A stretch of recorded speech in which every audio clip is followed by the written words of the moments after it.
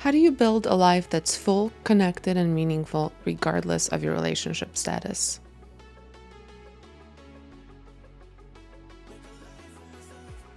Hi, welcome back. I'm Violetta, your host of All About Being Single.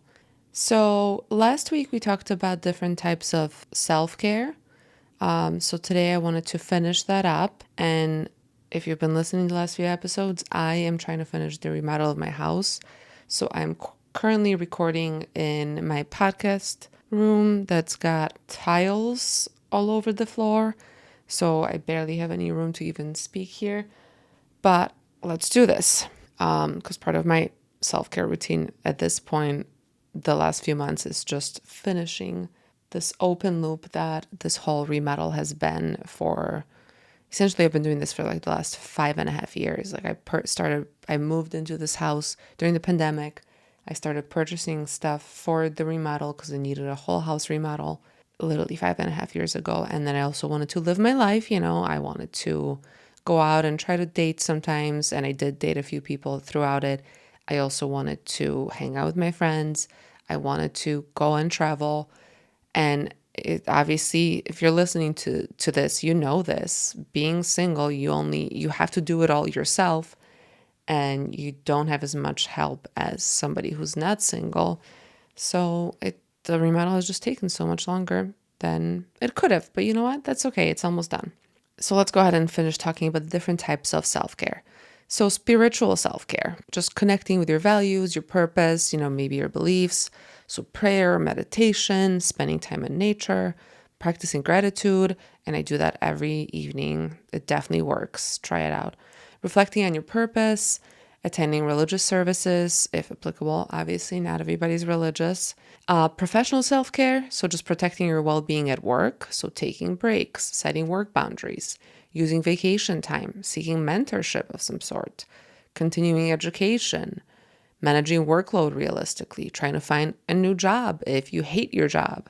And then there's creative self-care, expressing yourself and nurturing creativity. So just writing and painting or photography or crafting or playing music or cooking or baking for enjoyment, whatever it is that you think will make you happier. Environmental self-care, so just creating spaces that support your well-being. So decluttering, decorating your home, getting fresh air, adding plants to your space, keeping your environment clean and comfortable. So your note to self this week is just ask yourself, what does my body need? What are you feeling? What is taking up mental space? And what mental space can you clear up so you can do something else? What do I need more or less of right now? What task would make my life easier if I handled it today? How can I check in with my spiritual side? Okay, so since I'm turning 39, I wanted to give you guys 39 ideas for what you could do with self-care this week. 1. Take a 30-minute walk without your phone. 2. Create a consistent bedtime routine. 3. Meal prep healthy lunches for the week. 4. Try a new workout class or exercise. 5. Schedule your annual doctor, dentist, or eye appointment. 6. Write a letter to your future self.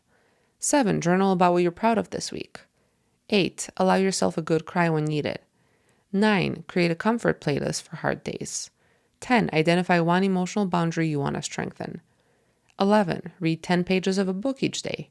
12. Unfollow social media accounts that make you compare yourself. 13. Learn a new skill you've always been curious about. 14. Spend one evening without screens. 15. Listen to a podcast that teaches you something new. 16. Text a friend just to check in. 17. Plan a coffee date with someone you enjoy. 18. Join a local club, class, or group activity. 19. Host a game night or movie night. 20. Practice asking for help when you need it. 21. Spend 10 minutes in quiet reflection. No phones, no anything. 22. Write down 3 things you're grateful for. 23. Watch a sunrise or a sunset. 24. Pray, meditate, or engage in your spiritual practice. 25. Volunteer for a cause you care about. 26. Review your monthly budget. 27. Set up an automatic savings transfer. 28. Create a future me fund for a goal or a dream. 29. Cancel one subscription you don't use. 30. Take yourself on a planned, guilt-free date within your budget. 31. Declutter one drawer, shelf, or closet. 32, wash something in your house you haven't in years, like your curtains. 33, create a cozy reading or relaxation corner. 34, donate items you no longer use. 35, take yourself on a solo adventure. 36, try a new hobby for 1 hour. 37, visit a museum, bookstore, or local event alone.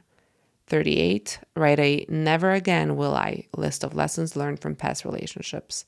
And last but not least, 39, create a vision for the person you're becoming, not the relationship you're hoping for. I truly believe that these work especially well for a single era because they focus on building a life that feels full, just connected and meaningful regardless of your relationship status.